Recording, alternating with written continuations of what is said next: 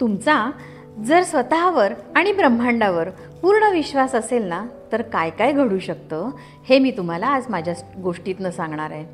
नमस्ते, मी Geeta Kulkarni. Soulful connections with Geeta ह्या चॅनलमध्ये आपणा सर्वांचं हार्दिक स्वागत करते. एका गावामध्ये एक साधूबाबा राहत होते. ते साधूबाबा नाचत असत आणि पाऊस पडत असे.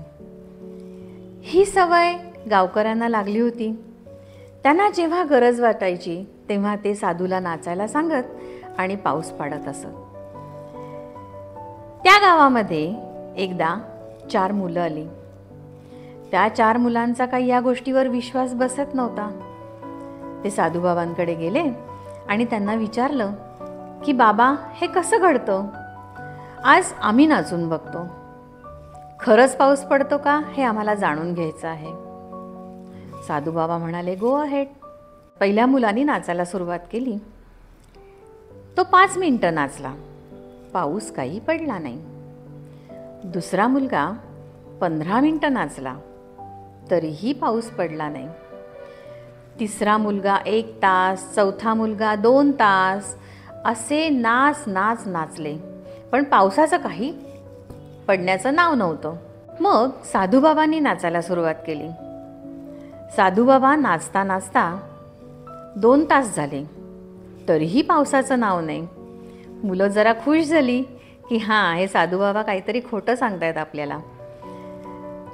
पण साधूबाबांनी 2 तास होऊन गेले तरी नाचणं सोडलेलं नव्हतं. ते नाचतच राहिले आणि संध्याकाळपर्यंत नाचता नाचता अचानक ढगांचा गडगडाट सुरू झाला. पाऊस पडू लागला. हे बघून मुलांच्या मनात प्रश्न आला की असं कसं बरं घडलं? आम्ही एवढे नाचलो पण पाऊस काही पडला नाही. साधूबाबा नाचल्यावरती मात्र पाऊस पडायला लागला. त्यांनी हा प्रश्न साधूबाबांना विचारला, असं कसं घडलं? तेव्हा साधूबाबा त्यांना म्हणाले की गावातल्या लोकांचा माझ्यावर आणि माझा देवावर प्रचंड विश्वास आहे आणि त्याबरोबरच त्याच्या जोडीनीच माझे प्रयत्न आणि कष्ट ह्या दोन्ही गोष्टी त्यात सामावलेल्या आहेत. त्यामुळे हे शक्य झालं. डेली रुटीनमध्ये अपयशामुळे न खचता स्वतःवर आणि ब्रह्मांडावर विश्वास ठेवा.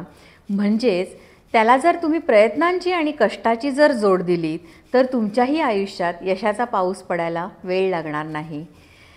असेच छान छान व्हिडिओज आणि गोष्टी ऐकायला तुम्हाला जर आवडत असतील तर सोलफुल कनेक्शन्स विथ गीता हा चॅनल सबस्क्राईब करायला, लाईक करायला अजिबात विसरायचं नाही आहे.